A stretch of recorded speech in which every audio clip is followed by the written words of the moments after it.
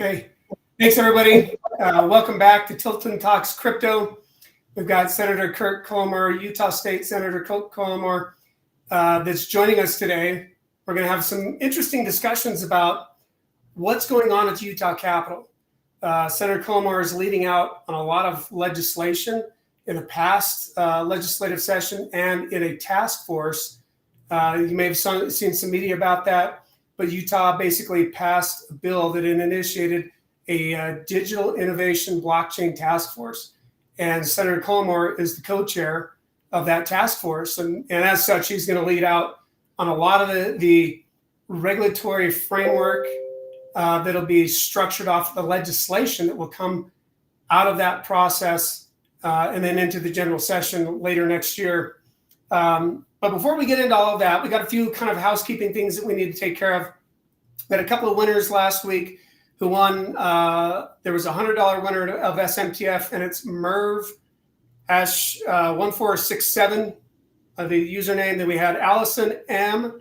And again, I won't go through all the details. Those are going to be posted on our social medias and Discord. All these guys are from Discord. But anyways, so go there and look at those. There's 3 or 4 more, but we gave away $300 worth of SMTF last time. And we had a great time with also with Dan Hemmert, who is on the governor's cabinet level. His title is super long, so I'm going to shorten it to be like he's the governor's Office of Economic Opportunity. He's the executive director there. So now we'll get into a little bit of this topic, but first I want to introduce Senator Cullimore. Very accomplished in his own right in terms of his law practice in law, and something that's kind of near to me. You guys know that from watching the podcast already, is that I love music, right? And Senator Cullimore, his degree is in music. He got a degree from Utah Valley University, then also from, I think it was BYU, right, in music. And then taught at a studio for 6 or 7 years, something like that. About 6 years. Yep. Yeah. And so I played bass, not really well. And I used to play like in a punk band, a little funk band and stuff back, when I was in high school. I learned to play by ear. I never was, I learned to read a little bit of sheet music, but that was it. So certainly not at the level that you're at. There's some of the video of you obviously playing amazing talent in with music. So maybe you could tell us a little bit more about your background. You're an attorney. Obviously, you were elected in 2019 to the state legislature as a senator, and you're also, importantly, the House Assistant Minority Whip. So maybe tell us a little bit about your background and kind of what you're doing for your day job as well, but also what you do at the Senate. Sure. Thanks, Aaron. So, I appreciate the music introduction because even though I'm practicing as an attorney now and in the legislature, music still dominates a lot of my time as I help my kids with it. Primarily, we do classical stuff on the violin and the cello, but like you, I've played in some bands in high school. I think I was in a ska band doing some keyboards for that. Oh, really? All right. I don't love country, but I played in a bunch of country bands because they get a lot of paid gigs back in the day, So, so out of an evil necessity for money, you had to do that, yeah. Yeah, and I could double over and do some fiddle in the country bands too, along with keyboards. So that was fun. Awesome. But so after teaching music for 6 years, decided to go to law school, moved to the Midwest, went to Oklahoma. Coming out of law school, I primarily did federal Indian law and represented Indian tribes. Really? Okay. And inevitably in Oklahoma, that means you do a lot of gaming stuff. So we do a lot of law revolving around casinos and gaming and Indian tribes. And so that was a lot of fun. About 12 years ago, I moved back to Utah. My practice here focuses on residential property management. So we represent most of the apartment communities in the state and property management companies, and a lot of fair housing defense and operational stuff. But like I said, I'm married. I have 6 kids from 18 down to 7. Do a lot of music, a lot of soccer, a lot of dance, and starting football now too. So that's. Yeah, and I think you said your oldest just went to school, right? Is she at UVU? Just starting at UVU. Yeah. Awesome. Yeah, and I mean, and kind of what we have here with SmartFi is that everybody doesn't want to become a day trader, right? Day trading crypto or assets. I mean, there's some people who want to do that. Fantastic. Most people are not successful with doing that. So there's real life, right? And so that's why I also like to talk to people about what they're doing, music, all these other things, because the whole point to this is engaging in cryptocurrency should be simple, should be easy, and allow you time to do the things that you really like in life, like music or your family, and all the other things that really go on. Nobody wants to spend all day, every day managing their portfolio, their assets for their investment, right? So that's kind of the other part of what we're doing at the task force, or what you're doing really at the task force as a co-chair. And again, before we get into that a little bit, maybe you could help some of the viewers understand what's an effective way. A lot of these people that are going to be viewing this podcast don't live in Utah, right? And what's an effective way for them, wherever they live, whether they're in the United States or not, to engage in policymakers and help influence them and educate them about crypto, so that the moving forward of crypto and the maturing of this space and the regulatory construct can be informed by the people who are actually using the assets and using the product, right? So maybe you could kind of give our experience of when we met, and then you could kind of give some of your other experiences of what's a good way and what's not a good way to engage a policymaker. Yeah, so good questions. I mean, as you know, Aaron, I like politics on the state level because it is so accessible. A lot of the bills that I run are just because a constituent or somebody that I know through business or otherwise has approached me and said, hey, can we take a look at this? And so it's as easy as that, really, to get something started. But in a state legislature, you start having legislators that get kind of pigeonholed, like, hey, this is the I don't know, water guy or the roads guy, pharmaceutical guy or real estate guy or whatever. And a few years ago, I started running bills that had to do with consumer data privacy, and that kind of starts getting you into the digital space. And I don't have the background that you do, or a lot of the listeners here would have on the technical side of cryptocurrency, but because I was in the digital space, I got approached about, hey, let's talk about cryptocurrency and blockchain technology and how we can start navigating that at the state level. And so I really enjoyed this stuff, although I'm still I'm a newbie at the technology side of thing, though I am learning.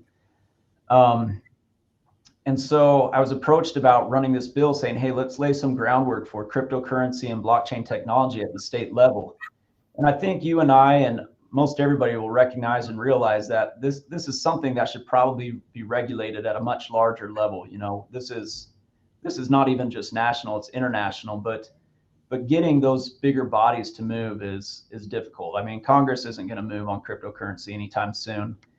And some of what we're dealing with shouldn't be left up to the Fed, right? And so the idea was, what is cryptocurrency? Let's find a way to define it for state law and how to treat it. And our first go at this is we created a whole bunch of law under the Department of Financial Institutions in Utah and gave them pretty broad regulatory authority, and there was fees to participate in it and all this. And it was, to be fair to me and the drafters, it was based on laws from other states. So it's not like we were just trying to make this up and like create this all sorts of new regulation.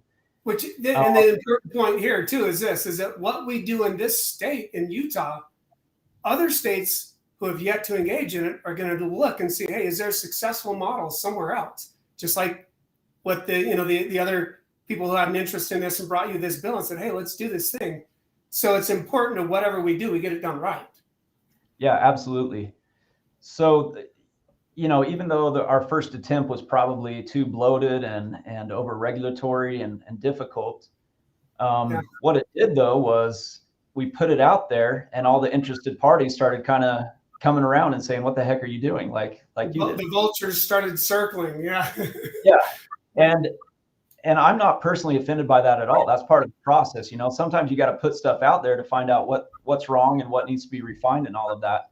Yeah. And so that's how we met. Is you had some serious concerns about the bill, and after after talking with the interested parties and you being a part of those conversations, we determined, yeah, this is too much right now. This is, let's start more basic and build from there.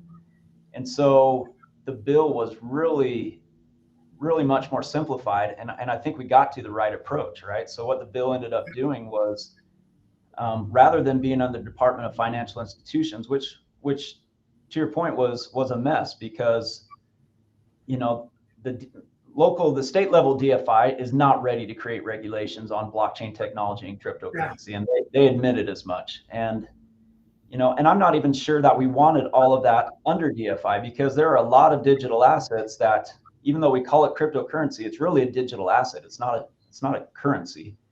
Yeah. And there's a bunch of other digital type assets, whether it's tokens, NFTs, et cetera. And so we created a brand new section of code in Utah state law and said, let's just put it here and let's define what digital assets are. And it was important that we didn't define it as property as we traditionally define property, because there's regulation in Utah already for property. And then there's the ability to tax it, which we're not sure we want to be there. It's not currency. So we didn't put it under DFI. It's its own thing, digital asset. And let's just develop that and build on that. And so all we did was define it, say that the state of Utah recognizes the ability to own digital assets and the ability to transact with digital assets. And that's basically all the law did. And then the other bill with Representative Tusher was creating this task force so that we can build upon that over this next year. Yeah, and the thing that I loved about when we met, it was kind of interesting because at SmartFi we have a lobbyist that basically watches what goes on in the state and the federal level, and he'll send us notices and say, hey, something's going on, right? So some of it is just watching, but when he said, hey, there's this bill, why don't you read this and see if this has anything to do with what you guys are doing? Because our lobbyists are not experts. Again, they rely on the industry and the people who are actually using this to do that. And there are very few people who really understand cryptocurrencies, digital assets, right? And so it is super important that the people who are using it have to be engaged and watching, right? Because there are going to be people who want to either innovate or they have concerns, right? We're dealing with money and people's value and in some cases retirement, all these things. It's super important to people. So long story short, when I read the bill, I said, I had some concerns and there were things that we were already doing that we'd already got permission from the state, or I guess permission is not the right word. We'd gone to them and said, hey, do you guys regulate any of this? And they said, no. And we're like, great, don't, so let us keep doing what we're doing. And they said, great, you're fantastic, go ahead and do it. And so this had some things in there that would create some new aspects and dictate contract terms and a bunch of other things. We said, we don't want to do that. And when I brought those concerns up, to your credit, obviously, and to the other interested parties who had put forward the bill, they were willing to listen to me and others that said, hey, let's maybe tone it down just a little bit. Let's start at a base level. And I think that will surprise a lot of people, maybe not those who are in Utah and have experience with the legislature. And obviously I was in the House for a couple of terms and I already knew that. So it was really easy to approach you guys, talk to you, because really you're a part-time legislator and your intent is to get things right so that you and everybody else in their business, their life, don't have a big heavy hand of government. So this more measured approach, more cautious kind of let's go forward, making sure that we're not doing things wrong and have to redo legislation. I've seen that a couple of times where you think you're doing something great, then you come back and it caused all these problems for people, right? Or whatever happens. So again, credit to you, Representative Tusher, and the other people that were involved in this process for taking feedback from us and then coming up with something that was much better. And I remember we sat down in your office and just kind of started hashing out brand new and said, okay, if we're going to do something from the very beginning, what would we do? And then we decided, hey, we need to define the asset and the rights to use these assets. These assets exist outside of government. And so, your approach and your philosophy I would really appreciate of limited government, right? And doing, he who governs least governs best. Those kind of approaches, I think, that you take, right? And you'll find that that's a pretty prevailing attitude in the state of Utah, where the federal government has, historically with Utah, tried to come in and control a lot of things. Before we were even a state, we were a territory. the federal government was trying to impose its will on our state. And historically, the pioneers here resisted that.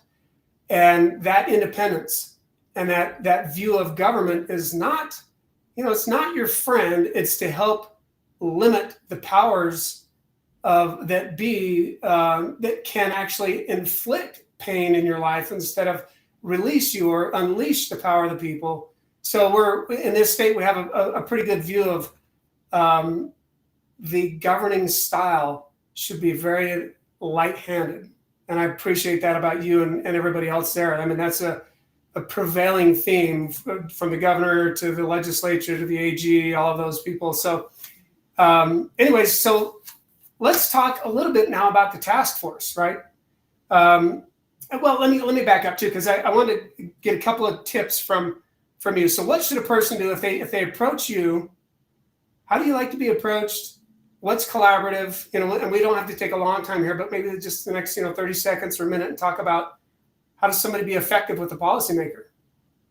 Yeah, so I think, like I said, state politics is pretty accessible, and I imagine that's the case around the country. But if a constituent reaches out to me and says, hey, I've got a concern or would like you to do something, like I'm pretty easy to get. We can get them on the phone, email, set up a meeting, and that starts the ball rolling. But like I said, also people from various industries around the state may know of me because of this bill or some other bill that I've worked on, or because of my legal work. And so they'll approach me and feel comfortable, like, hey, he gets this legal idea. Maybe I can bring this bill to him. And it's really just as easy as that, just setting up a meeting, and that gets the ball rolling. Yeah, and when I was in the legislature, one of the things I thought was paramount and key, and you saw this pretty quickly, and you probably have the same experience. If somebody tells me something that turns out not to be true, it's over, right? Yeah. So one of the key first things to do, regardless of whether you think that policymaker is going to agree with your position or not, or what you want to do, be honest, right? I think that's the first key element, right? That's absolutely true. And one of the things I ask people when they come to me with a bill, I say, okay, this sounds like a good idea. Maybe I'm super familiar with this space, maybe I'm not. And whether I am or not, my question is, who's going to oppose this bill and why? And right there, you can often find out if they're being honest with you, because they're like, no, it's a totally smooth bill. Nobody has a problem with that.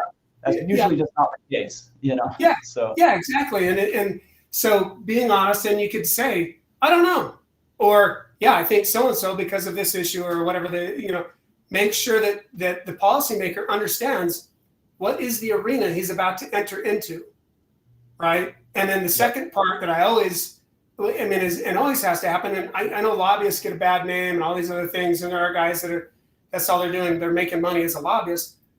But a lobbyist and a constituent, their job is to educate, secondly. So the first job, I think, is to be honest, right? The second job is to be an educator. Teach me, right? When I was a legislator, I was like, I don't know anything about this topic, and you want me to do something about it, I've got to make sure that I understand, the implications. How does this work? Who's going to be interested in this topic, and so educate me about what this is, and I can be an advocate for you, right? So I think that was one of the things that I give everybody advice is be honest and educate. And then maybe the third thing, which again, what our experience together was collaborate, solve problems, right? And if we can't agree on a certain topic, you've seen a lot of times where some people dig in and fight, right? And maybe there is a time when people are diametrically opposed to certain things, you have to fight for things. But that's probably 10% of the time. 90% of the time, it's collaborating, figuring out where's the common ground, what can we agree on, what can we do to move something forward, and let's start with a base layer, right? And then let's collaborate and then innovate from there and keep moving forward. And that to me was always important as a legislator is, who's going to collaborate with me and are they going to want, again, being honest, educate me, and then collaborate with me.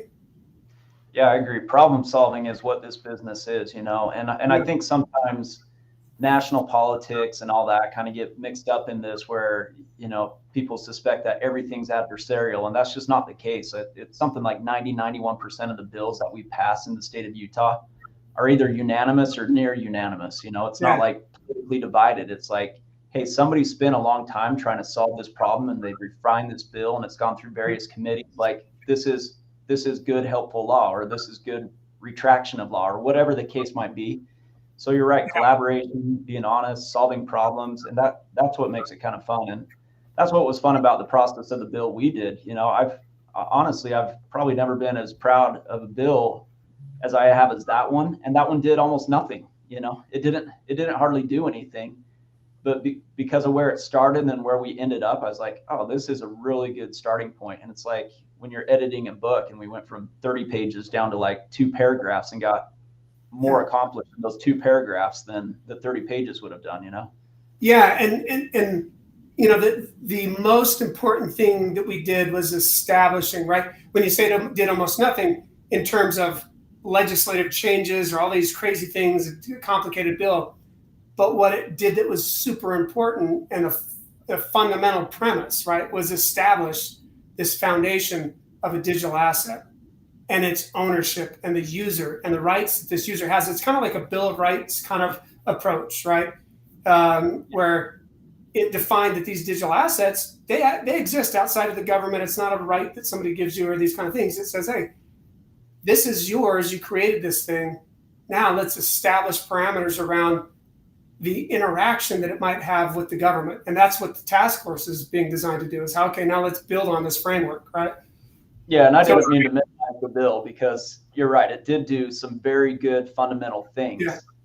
It just did it in a very clean way that didn't impose any new restrictions or regulations on any of the existing businesses. Yeah. It didn't stifle innovation in this area or anything like that. And so it laid a really good foundation, and everybody can still operate and innovate and expand their businesses on top of this now. And it sends a signal to the market that, hey, we're ready to go about doing this the right way, and give some comfort of what the laws will be here in Utah. Yeah, we're open for business. It's going to be collaborative. It's going to be very light-handed. In fact, we want to build a scaffolding or framework that allows you to propel your business and build on the collaboration of only the necessary things that have to happen. And then we're going to talk a little bit about one of the bills that you're working on now. I don't know what the name, we haven't really there's the name of the sheriff node. And some people like it, some people don't. It's a little controversial. I think, frankly, the concept of the controversy is actually pretty good, because it'll get some attention about what really is this thing doing, right? And what is it designed to do? It's unique. It'll be totally unique in the blockchain space, for sure. So we can talk, let's do that here in just a minute. But the task force, at least in my view, the goal was to further the individual rights of self-governance, right? And the control over individual property.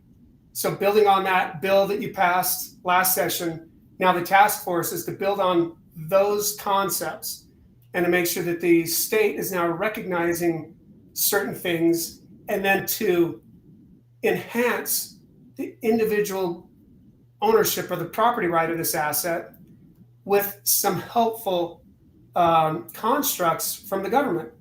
And the government can be very useful as long as it's done the right way, right? And there is a proper role of government. And in fact, I'm not sure if you got a chance to read the blog, but for those who are watching, go to SmartFi. You can read a blog post called Technology Sheriffs, the Good, the Bad, and the Ugly, right? And a lot of that premise came from a fairly well-known book called The Proper Role of Government by Ezra Taft Benson, and the principles that he talked in there about what is the real role of government, right? And it is to protect your property, not to take property from other people and distribute it, but it builds on a lot of these themes. And then the talk about centralized power, right? Because regardless of whether it's software or whether it is a person or a board or some kind of entity or organization, you have to endow them with power to govern or to structure the use of value or property. And that's what cryptocurrencies was all about, right? In the very beginning, it was opposed to kind of the centralized misuse of power by banks. And so they built up a Bitcoin. And there were other cryptocurrencies before then, but this is the first one that utilizes cryptography in the process and built a public blockchain. So all of these structures and this ideology around it should be enhanced. But there are problems with those structures, and we've seen them. In fact, some of the articles, this one where Crypto.com sent, I think it was $10 million worth of crypto to a customer on their platform through an erroneous transaction, right? I don't know if you read that article, but it took almost a year to figure out. When they audited it, they found out, oh my gosh, we sent $10 million worth of, I think it was Bitcoin, to somebody that shouldn't have received it. Instead of a $100 refund, they got a $10.5 million refund, right?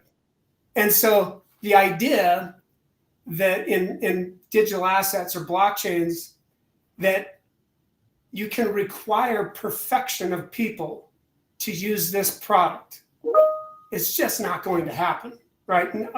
I mean, it's painfully obvious. Nobody's perfect, but the idea that you have transactions that are immutable, and what had to happen here is that the Supreme Court, I think this was in Australia, basically came back and said, hey, you got to give the money back. That's not yours. Everybody knows it. It was an error. And this is where the Supreme Court got involved, and they sued them and went through this process, right? But this is from a centralized platform, not a blockchain. So there was some basis for them to require that movement. But if you've got somebody, if I just get in my Ledger Nano or my hot wallet on my MetaMask or whatever, and I accidentally send $1 million worth of Bitcoin, or it can be $100 or whatever it is, send it to somebody by accident, and that person lives in wherever, somewhere not in the same country or somewhere else. What's the likelihood I'm going to get that back? 0. It's gone. It's like setting a bag of cash on a porch and walking away, and nobody knows who it came from, who the owner was. You don't even know who you sent it to, all of these things, and there's no way to correct that error, right? Or, there's another example. There's a guy named James Howell who accidentally threw away 8,000 Bitcoin. Right? Today's value, I think it's like almost $200 million, right? It's in a landfill somewhere in the UK on a hard drive. That's where his private key is, right? And so it's estimated that there's roughly about 20% of all Bitcoin is locked in wallets that nobody has the private keys to or can't remember them or whatever.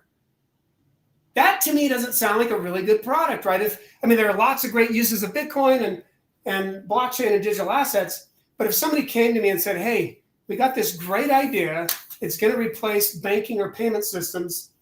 And if you don't use this product perfectly, you could lose all your money. It's awesome. It's a great idea. Nobody's going to, on its face, go, oh yeah, that sounds perfect. What could go wrong? So there is a need for a better developed structure under a blockchain that allows somebody to have this immutability, but also have the ability to correct fraud. How many times have we seen on the Ethereum blockchain with DeFi, a rug pull or a hack on a DeFi protocol, or even just an honest mistake that they built the software and the software wasn't perfect right out of the gate. Nobody can get something right and perfect the first time.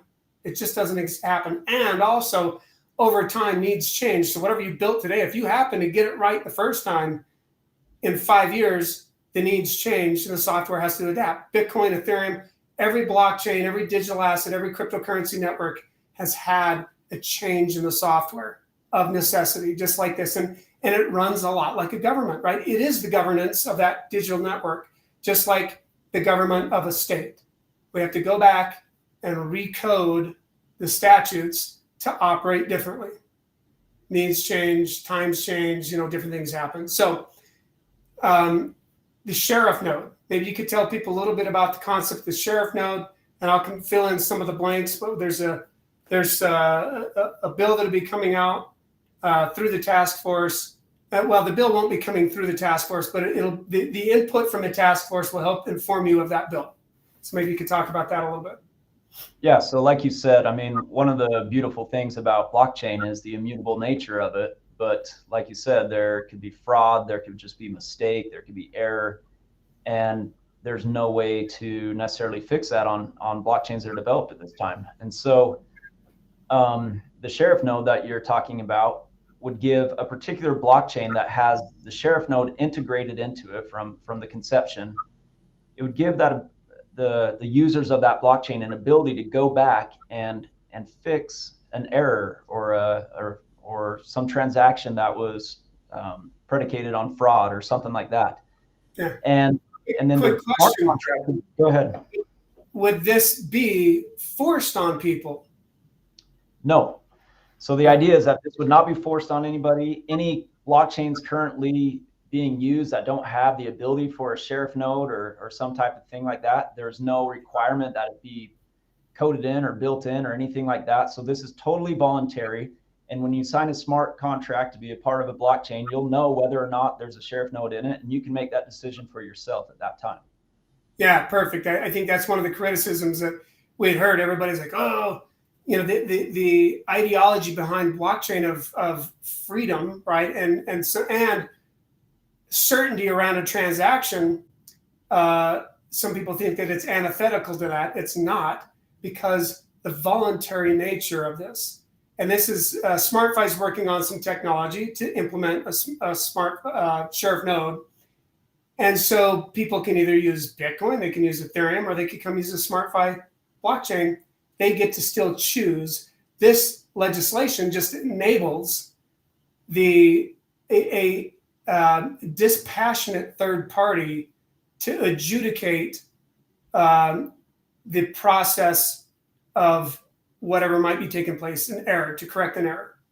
If there's fraud, somebody has to show up and tell people why it wasn't fraud. Why did they receive these assets? You know, and if they don't make their case, then the node will return it. Right? There have been examples. We could talk about that. I mean, so many. I don't need to go through it, but people have either manipulated a smart contract or exploited a hole or a loophole in a contract, or just basically taken assets some way, somehow from another party that wasn't correct. Either it was fraud or they just have a dispute, right? And so where conceptually, and again, a lot of this is high level at this point, but tell us how the node might work, say like if the attorney general or we have a court interaction or a node, that something like that. How does this work? And, you know, what would be the high level process for this going forward? Yeah. So this is all conceptual because this is what needs to be worked out. But the idea is if somebody has a dispute about some blockchain transaction, that for the blockchains that have this sheriff node potential recourse, you can't just make use of it. You've got to go have some dispassionate third party, like you said, adjudicate the matter. And we can make that like an administrative process where you go to some agency within the Department of Commerce, or maybe we set up an office under the Utah Attorney General's office, or maybe you decide that it should just go straight to court. The idea is, though, that we want to make it a fair process that still provides due process to both parties, you know, in the event that there is a legitimate dispute. And so whether it goes through an agency process or to the courts, somebody will make that decision, and then an order would be issued by that body saying, okay, reverse this transaction, or whatever the order might be. But that would be issued to the blockchain, and then with that sheriff node, the attorney general's office or whatever could execute the sheriff node to perform whatever the order is from the adjudicative body. Yeah, and it's kind of like a binary input. It's either it is or it isn't, right? It's going to be pretty cut and dried like they do now. There's a very similar process for disputes. You go through the court process, you have a hearing, all the other things. But then you get a decision from a judge in a court order. A lot of times those court orders are hard to execute because people can hide stuff or, you know, do all these different things. But with blockchain, everybody can see it and they know where it is, right? And the asset can actually be moved. So in a sense, it might not be that you reverse the transaction, but you move the asset to a new wallet. right? So that the previous transaction stays as part of the blockchain, but you're going to move the asset somewhere else, or you're going to recover it. You're going to freeze the assets or do something like that. And I get where other people are like, hey, man, that we don't, that sounds like a heavy hand of government. But in some sense, there's always needs to be someone who can rectify a wrong, who can right a wrong, right? And the example of all this is that if you don't do that, if we don't have this advancement going forward, and it's voluntary, right? If you don't like that, don't use it, right? But going forward, if the federal government doesn't see these types of solutions coming forward, they're less collaborative for sure. Getting something done in the federal government, it's usually an agency that just come, make a rule and chop your head off and it's over, right? And you have no ability to go back. But if we engage in this and show them here's a right way, here's a good model, here's a good example that works, then they're left without excuse as to why they don't copy that, right? And then they can't just claim, most times politicians point to bad things, right? That there's that old saying, never let a good crisis go to waste as a justification for poor policy, right? And so they'll continue to do that. And they have been doing that. So we have to not just complain and say, we don't like it, you guys are bad, but you have to go out and create something that in the face of truth, it shows them there's a better way to do this. Stop being heavy-handed. We can govern ourselves with local control, right? As a community. And that's a part of cryptocurrencies, is building these communities that kind of govern themselves. It's like you said, this is preemptive too. A lot of laws or ideas for bills are brought about because of one terrible situation. Somebody was defrauded in this, therefore we've got to come in and create a law that regulates everything. And it's like everything's bad. Everything is terrible. Yeah, exactly. We end up legislating to the 1% exception rather than recognizing that, hey, 99% of the time everything's great. And so what I like about this idea is that this is preemptive. We're saying, hey, if something really bad happened, well, the lesson is you should look for an investment or a blockchain technology that allows some sort of legal recourse. Yeah. Choose a better product. Yeah. But the point is, you got a lot to pick from, right? So it's building another product, another variation of the blockchain technology. Awesome. I think that was a great. I'm going to talk just briefly about this other article. I'm not sure if you got a chance to read that. I know you're super busy, but there is another group that published a Wall Street Journal article, an op-ed, about they want cryptocurrencies to come under the jurisdiction of the banking system, right? And it was really interesting to kind of see this. And not surprisingly, it's actually some guys who are bureaucrats that now have gone into the private sector. And these two guys, one of them was the acting U.S. comptroller of currency in 2020 and 2021 and chief legal counsel to Coinbase. The other guy was the chief economist of the office of the comptroller.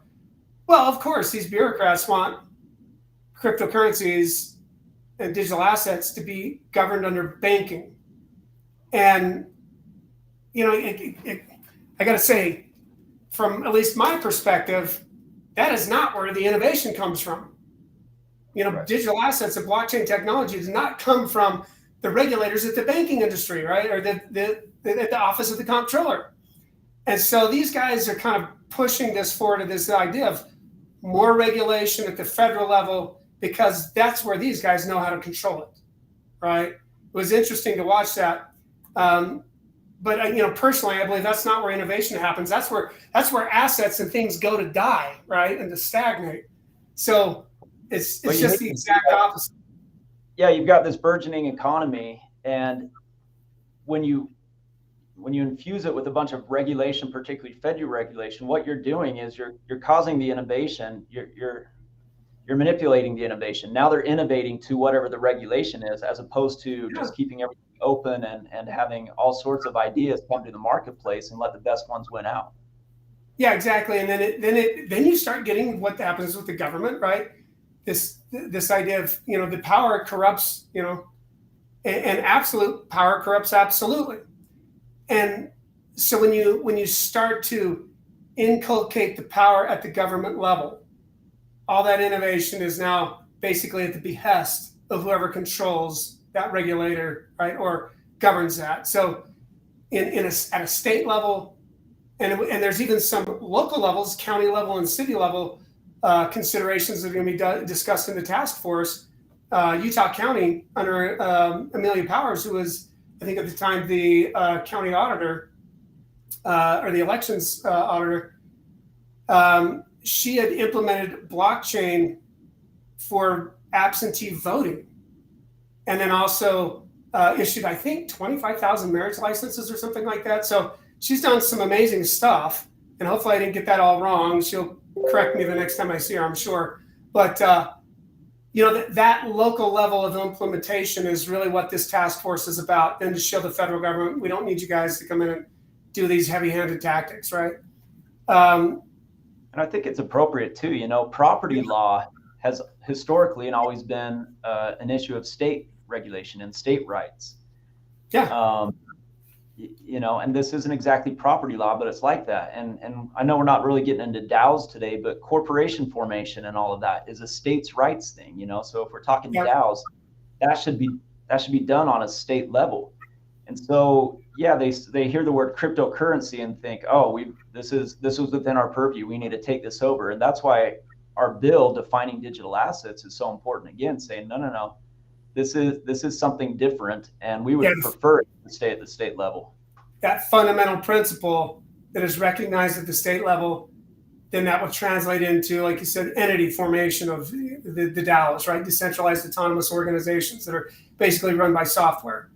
I'm going to get into one more kind of thing, and then we're going to go into, and on one of our promotions, we talked about some practical advice on protecting assets, and I'm going to get into that here in just a second. We won't spend a lot of time, but it is tax issues related to crypto, which is incredibly important. And these are not future regulations; these are happening now, right? And a lot of people are not aware of how to protect their portfolio of crypto assets under a tax structure. So I'm going to give again, it's not tax advice. Consult your CPA, all the regular disclosures about not doing what I say, but do your own research. We'll get into that here in just a minute. But I want to talk about, some people feel like we had one guy that showed up at one of the hearings in the bill at the standing committee in the Senate, said, hey, the crypto is going away, or it's bad, or we shouldn't be doing this, leave it to somebody else, and all these things. And I want to read some stats from another story about the participation rates in cryptocurrencies.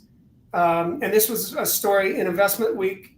And it's about adults' participation in cryptocurrencies. And so, Paul, if you could post that up, that article. And here's a quote from there. It says, when it comes to knowledge on cryptocurrencies, 48% of young adults do not know how they work. Yet, over half, or 56%, say they are likely to invest in cryptocurrencies in the future. And I thought that was really interesting that they would equate knowing how they work, or at least people think that if you don't know how some things work, then you wouldn't want to have that asset. I'll bet that it's somewhere in the neighborhood of 85% of people don't know how the US dollar works, but they still take it, right? They'll still take it. They still want it, even though there are lots of bad things that can happen with the dollar, like inflation that we're experiencing now. All of these things, right? Well, it's like in your introduction, you talked about the .com, era and the bubble bursting there. Well, in 1993, probably even less percentage than that knew what the internet was, and probably not a very high percentage of people right now can explain to you what the internet actually is. And yet everybody's got extreme comfort with the internet and banking on the internet and transacting on the internet, and so that Web3 blockchain technology, it's the same thing. It's coming, it's here. The innovations are coming. Here's one more stat from that article. It said up to 27% of young adults said that they would be more likely to invest if cryptocurrencies were more established in financial services. Nearly 6 in 10, 56%, would be more comfortable if there was wider support for the asset class from government and regulators, right? So here again, this is the key component of collaboration. And the innovation around the collaboration between the state, the feds, local governments is going to be key to innovating the advancements. There has to be order. There has to be structure. We have to be able to right wrongs. We can't expect people to use a product that expects them to be perfect. It doesn't work that way. Everybody knows life is not perfect. So the sheriff node, being able to help with this adjudication, very light-handed, and being voluntary. You get to pick if that's what you want or not, is going to be key. I think it's a critical advancement in blockchain technologies. We'll be the first state to do this. And the technology with SmartFi will be one of the first people to implement this type of structure that is actually integrated with the government, right? So, and if it can be done anywhere safely, and I think with the least amount of government interference, it can be done in Utah, right? I have the fortunate experience to be involved at that level, as a legislator, to watch the level of good and the intent for freedom that there is at the state level, in this state government. It's awesome, right? I've been to other places in other states and watched that process. It's a nightmare, like California or other places that have full-time legislatures totally disconnected. I think there's a little documentary we play on this one.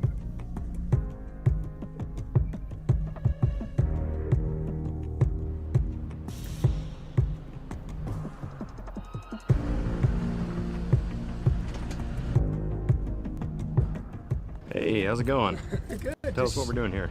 Well, we're just showing up for the Digital Asset Blockchain Task Force that the state of Utah is holding to establish better industry relationships with the government and help actually facilitate a couple of things that we're looking to do for our technology.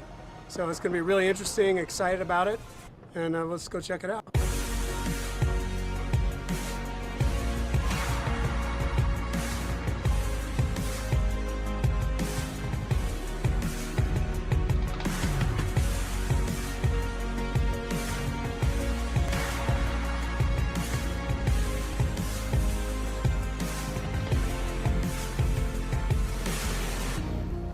If you don't do anything and you have a void and it's chaotic, somebody will step in to resolve the complaints that invariably come.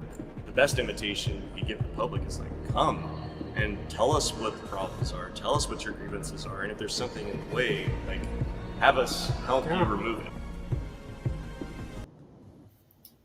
Yeah, so I think that was, an example. And what we're doing in this process with SmartFi is we're documenting what's going on in the task force. So tomorrow, that documentary, I think it's the first round of it. I don't remember how many minutes it is, but it kind of covers that first meeting that we had that you co-chaired. And there were some interviews that went on. I think we're going to get you interviewed next time on the one that's being held the 22nd. But this documentary is really to kind of show people, hey, here's how this process works. It's not secret. It's not too hard to understand. It's actually a bunch of very reasonable people with good experience, some very smart people that are engaged in elevating the status of this technology to a level where the average person can make it accessible, easy to use, and simpler to use, with a little bit of structure and support from the government to right the wrongs, right, and not require perfection of its use. So that'll be good. Tomorrow, you guys watch that, check that out.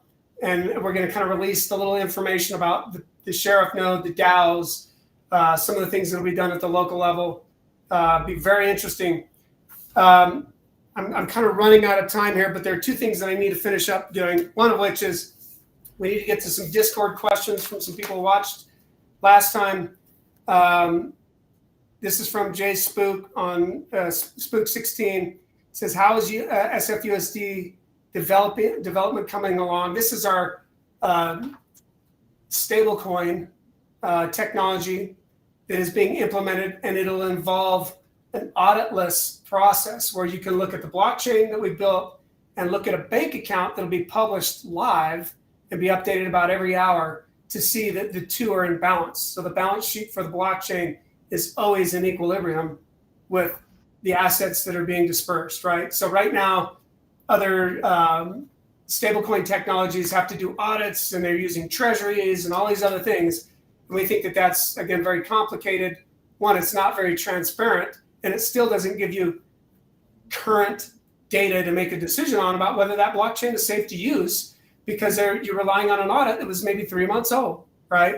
So now you can get, data that's within an hour of that time frame, and it's not backward looking 3 months, it's backward looking 1 hour, right? So far better experience, certainty, transparency. So it's coming along. We have a deal with a bank that we're working with. We got to pass some unique contract structures with what's called an FBO account. And those things are being signed and done. So you'll see some announcements about that coming up next month. I can't release any more information about that. So hopefully that answers the question about SFUSD. I'll take one other question here, and then I want to give some tax information, again, to keep your assets safe from overtaxation. So the next one, how do I know that my funds are safe with SmartFi? Do you have security measures in place, right? So on our website, we publish the information about the other technologies that we use in our centralized platform to keep this safe. We use an institutional wallet called Fireblocks. And then we also have audits conducted on our smart contract for our token. So you can see that that's safe. And the reality is most of the things on a centralized portal like SmartFi, right? A centralized exchange and a lending platform like we have, they're not likely that somebody's going to be hacking our system. We've spent millions of dollars on this thing, implementing all these processes. What's really more likely, and in fact, this has been proven out in many studies. I think it was Verizon did a study in 2017 about hacks. And they said that 90% of all hacks are really not hacks. They're social engineering attacks.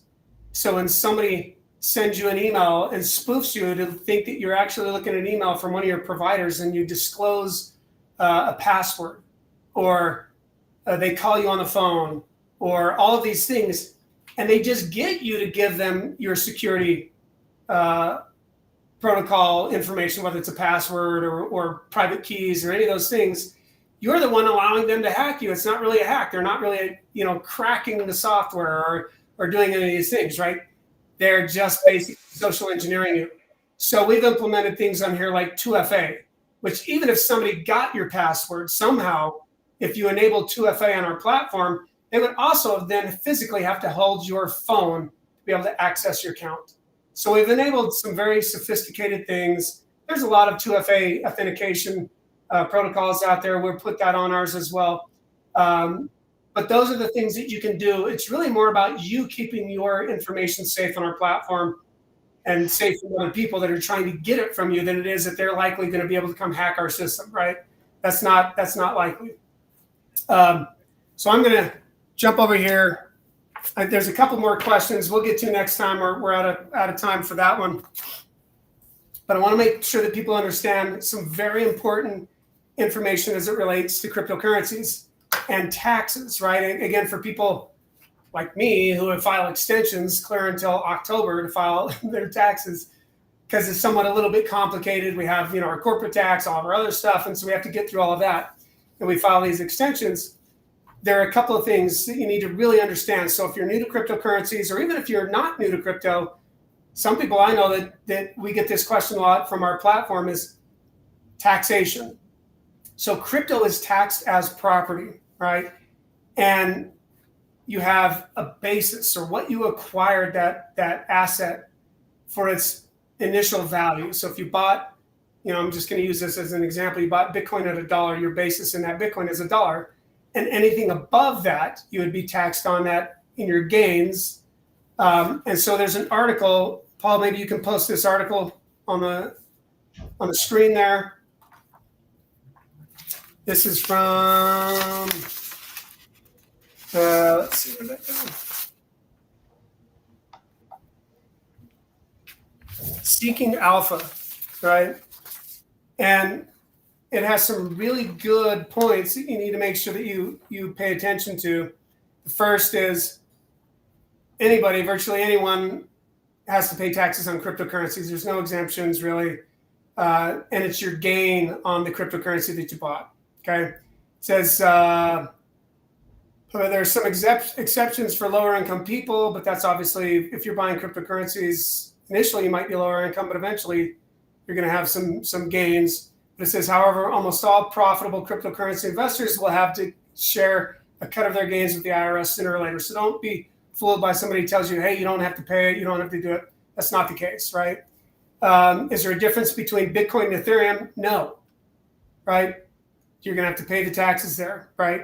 They don't make any distinction about what cryptocurrency it is. You're going to have to pay a gain. So there are a couple of events that require you to pay taxes during that taxable year. One, if you sell any crypto for fiat, you trade crypto, like if you trade your Bitcoin for Ethereum, that's a taxable event. Staking or lending, the increase on that is taxable because it's income. If you're being paid in crypto, somebody gives you Bitcoin or SmartFi or something for a service, that's taxable, it's income.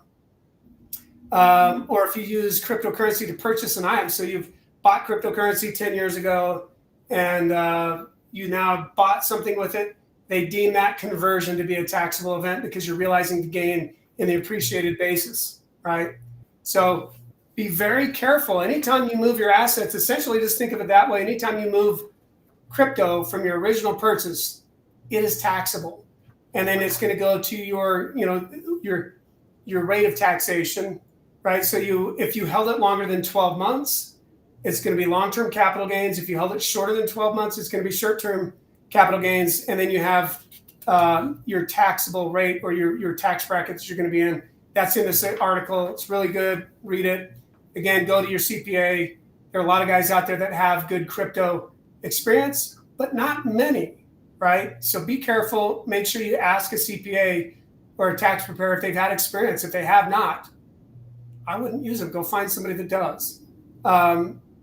Here's one other that when we started this company, it was around mining cryptocurrencies. This was, 2017. But mining Bitcoin is also a taxable event. Now, we do have some guys that we're talking to that have, they feel like an affirmative defense and a letter from the IRS around cryptocurrency mining that they have inadvertently applied the wrong treatment. And so we're doing some research with these guys. When we get the update on that and we have that information, we'll publish it for you here. So if you're a miner, we think we have some guys that might help you defer some of this tax liability. It's not that you're ever going to get out of the tax, but you can defer it because there's some question as to whether there was really a gain on it. Then also fees from trading, those should be tax deductible, but it's not that you can account for it as an expense.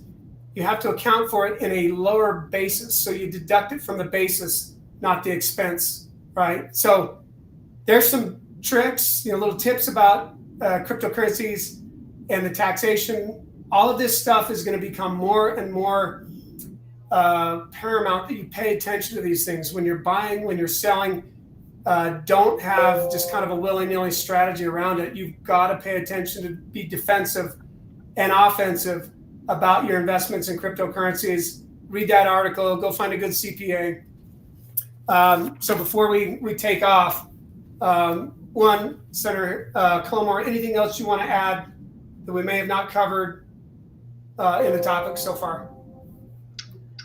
Not really. I'm just looking forward to the work over the next several months, and hopefully we have some bills that we're proud of in the beginning of next year.